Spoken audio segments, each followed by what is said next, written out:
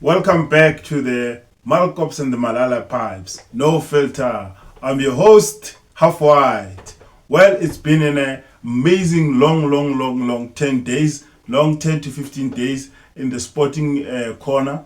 We've been having some serious issues. There's a lot to talk about as a country, and there's a lot to talk about as sporting people, as sportsmen, fans, coaches are being threatened by journalists, are being asked serious questions, and one of the Soweto Giants finally got off the mark.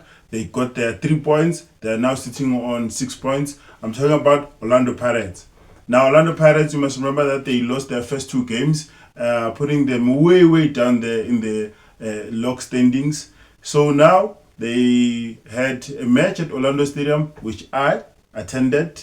It was an amazing experience. The fans were rallying behind the team. The team actually got their first win of the season against Stellenbosch. They won that match 1-0. And the hero was Sibelebele. As usual, he's been having a good run, good start to the season. Well done to Sibelebele. He plays as a defense, he plays as a winger as well. He's an attacker. So, Pirates are currently now sitting on 6 points. They won their second game, still at Orlando again, which was against. Who was it against? I can't even remember. Okay, Pirates are currently sitting on 6 points. That's covered. And then we had a crucial match. As Paganeya went to play the second leg of the MTN 8 against Mamelodi Sundowns in Pretoria. Pretoria. That match ended the same with a 1-1 draw, and then on aggregate it was 2-2.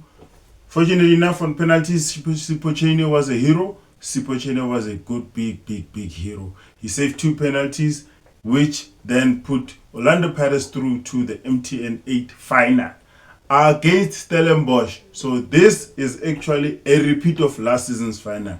So we'll be playing against Stellenbosch, and the venue has been named. It's in Mbombela Stadium on the 13th of September, if I stand to be corrected, which is going to happen after the FIFA break. And on other news, our neighbors, which is Kaizer Chiefs, are actually sitting nicely there in second position after accumulating 13 points with how many games have they played now? Yeah, I think they've played 5 games now. So you remember they also played against Sundowns midweek, which that game ended in a 0-0. It was a draw. Full house. You can never go wrong with Chiefs and fans. Chiefs supporters are one of the loyal supporters I know in the sporting world. Well, congratulations to Chiefs. They're having a good start. Good things for them. Their coach is back. Coach Nabi is back in the country. He was in charge on Wednesday. They got a draw against Mamelodi Sundowns. And now they just registered another win with at Moses Mabhida. They just beat Golden Arrows 1-0. Unfortunately for Mangoba, his team missed a lot of chances and he couldn't convert. He lost the match and Chiefs are sitting last. Kukune is actually number 1 now, sitting also on 13 points, which the difference, I think they have a goal difference, yes. So, Sundowns won a match earlier today. They were playing against Stellenbosch. They won the match 1-0. Shalulile, record breaker. So Shalulile is actually a record breaker in terms of the number of goals he scored in his PSL era. So remember, the person that was holding the record for the most number of goals was Nomvet, Pele Nomvet. So Nomvet had 129 goals for his entire spell in the PSL. So now Shalule had the same amount. Today he converted a penalty. He actually now has 130 goals. He's still going to add more goals if he gets game time. Amidst what was happening in Chlorokop. So as you've seen in the news, you've heard people talking, you've heard the fans complaining. Sundowns had a bit of office news. You say behind the scenes news. It was behind the scenes news. They have got a problem with Ribeiro. Ribeiro wants to leave. He wants to go to Qatar, or he wants to go to the Arab world. There was just an offer made to actually purchase him as a player to go play somewhere else. And Sundowns actually came with their own offer, came with the amount they feel or they see fit that is deserving of what they've been doing for the player. You must remember the player was taken some years ago from an amateur league, a professional league of some sort, but a third division of a certain country club league. He was introduced to Sundowns. He was good. He played the league. He won the league with Sundowns. He played the CAF Champions League, and now he played the Club World Cup.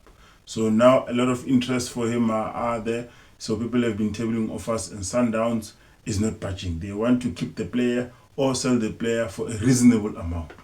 So, story for another day. He's still busy. He hasn't reported for training, which is Lucas Ribeiro. And then Chalule also had some problems. He was not training, or he was not part of the team. He wanted to leave. There was Instagram problems there. You know what? There's just a lot of things. And now the other story was Kulisum Dao. Kulisum Dao also was not reporting for training, but he's back now. He came back. He reported for training. He started training, I think, the day before the match with Kaizer Chiefs. Good for him. We need him in the Bafana setup, so he needs to be fit. He needs to train. He needs to play. He'll sort out all the other stuff, the behind the issues, the behind the scenes stuff, and the offers and the money and the whatnot.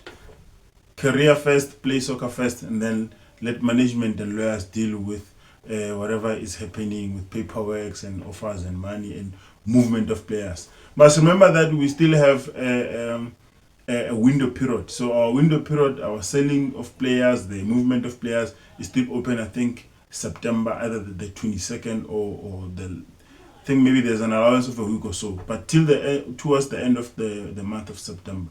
So players are still being moved around. Players are still being bought. Some are still don't have teams. So you must remember that we had a lot of